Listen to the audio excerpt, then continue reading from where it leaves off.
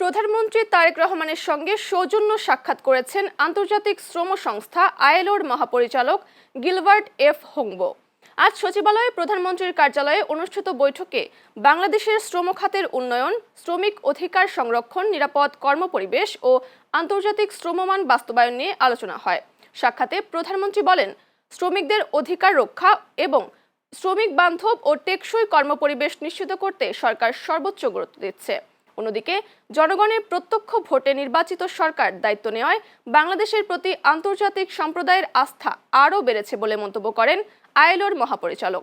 শ্রম খাতে চলমান সংস্কার ও আন্তর্জাতিক শ্রমমান বাস্তবায়নে বাংলাদেশের উদ্যোগের প্রশংসা করে সহযোগিতা আরও জোরদারের আগ্রহ প্রকাশ করেন তিনি।